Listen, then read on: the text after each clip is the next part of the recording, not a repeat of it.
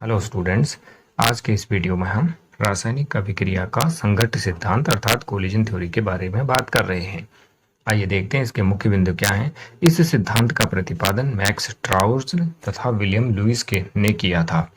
William Lewis के द्वारा इस सिद्धांत को प्रतिपादित किया गया था और ये जो सिद्धांत है वो गैसों के अणुगति सिद्धांत पर आधारित है। दूसरा बिंदु है, इस सिद्धांत के अनुसार अभिकारक अणुओं को ठोस गोलों के रूप में व्यक्त किया जाता है। तो अभिकारक जो अणु हैं उनको इस तरह से गोलों के रूप में व्यक्त किया जाता है, इस तरीके से गोलों के रूप में व्यक्त किया जाता है। इनको बोलते हैं अभिकारक। ये जो है अभिकारक अणु हैं। दूसरा बिंदु इसका क्लियर हो गया कि ठोस गोलों के रूप में व्यक्त किया जाता है। इन गोलों की परस्पर टक्कर से अभिक्रिया होती है। अर्थात ये जो गोले हैं रिएक्शन मिक्सचर के अंदर, ये गोले रिएक्शन अभिक्रिया मिश्रण के अंदर, रिएक्शन मिक्सचर के अंदर आपस में क्या होते हैं, टकराते हैं और उनकी टक्करों से उत्पाद बनते हैं।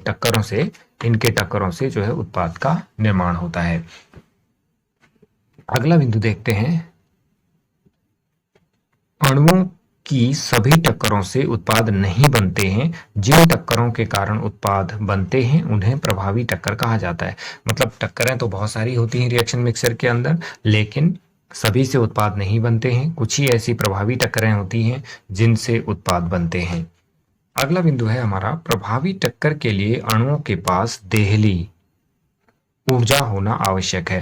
थ्रीशोल्ड एनर्जी होना आवश्यक है। एक मिनिमम मात्रा में ऊर्जा का होना आवश्यक है जिससे कि प्रभावी टक्कर हो सके। अगला है, अभिक्रिया मिश्रण में प्रति इकाई आयतन में प्रति सेकंड संघट्ट को अर्थात टक्कर को संघट्ट आवृत्ति कहते हैं। यानी एक रिएक्शन मिक्सचर में इकाई आयतन में एक सेकंड में जितनी टक्करें होती हैं उन टक्करों को संघर्ष आवृत्ति कहते हैं, संघट्ट आवृत्ति कहते हैं और इसे Z से प्रदर्शित करते हैं। अगला बिंदु है इसमें, इस तरह की एक अभिक्रिया है आपके पास A plus B is equal to उत्पाद। अभिक्रिया के लिए वेग को निम्न प्रकार व्यक्त किया जा सकता है। तो यहाँ पर जो वेग है इसको इस तरह से व्यक्त किया गया है, Z A B A exponential minus E A बट्टे आर टी।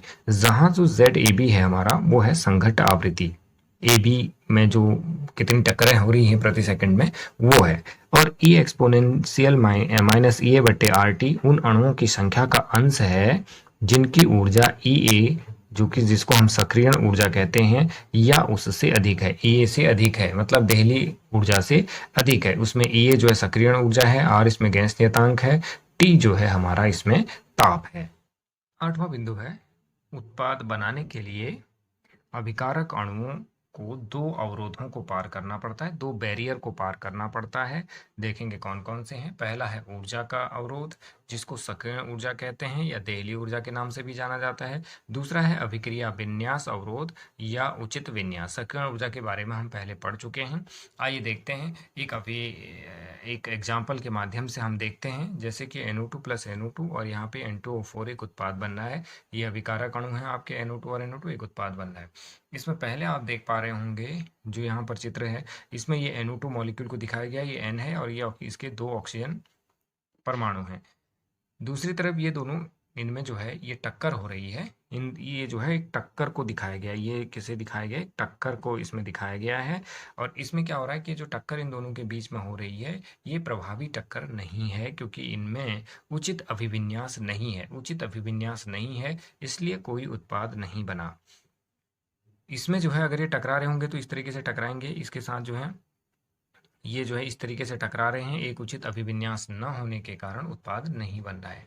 दूसरी टक्कर में अगर आप देखते हैं यहाँ पर बिल्कुल प्रॉपर ओरिएंटेशन है, प्रॉपर अभिविन्यास है, जैसे N और N आपस में इस तरीके से टकरा रहे हैं और जिसकी वजह से यहाँ पर ये एक उत्पाद का निर्माण हो गया है। ये प्रभावी टक्कर है। इस प्रभावी टक्कर के लिए इस तरह का अभिविन्यास होना बहुत जरूरी है जिससे कि प्रभावी टक्कर हो सके। तो प्रभावी टक्कर के लिए दो मुख्य बिंदु हो गए, एक तो एनर्जी होनी चाहिए, मिनिमम ऊर्जा उसके पास होनी चाहिए, और दूसरा उसका एक प्रॉपर ओरिएंटेशन या उचित अभिविन्यास होना चाहिए। उचित विन्यास होने के कारण यहाँ उत्पाद बन गया है। प्रभावी टक्कर के लिए उचित अभिविन्यास आवश्यक है। प्रभावी टक्कर के लिए सक्रियण ऊर्जा भी जरूरी है और अभिविन्यास भी आवश्यक है। अंत में एक और इसमें जोड़ दिया गया है। 9वां बिंदु है अभिक्रिया के वेग को निम्न प्रकार व्यक्त किया जा सकता है। वेग बराबर एक उसी जो फॉर्मूला है उस फॉर्मूले में एक नया फैक्टर जोड़ दिया गया है P Z A B E exponential minus E A बटे आर टी, जहां पी जो है प्रायिकता है या त्रिविम कारक है। ये इस अभिविन्यास के लिए प्रभावी टक्करों की प्रायिकता को व्यक्त कर रहा है। इसमें ई ए सक्रिय ऊर्जा है, आर इसमें गैस नियतांक है, टी इसमें हमारा जो है परमता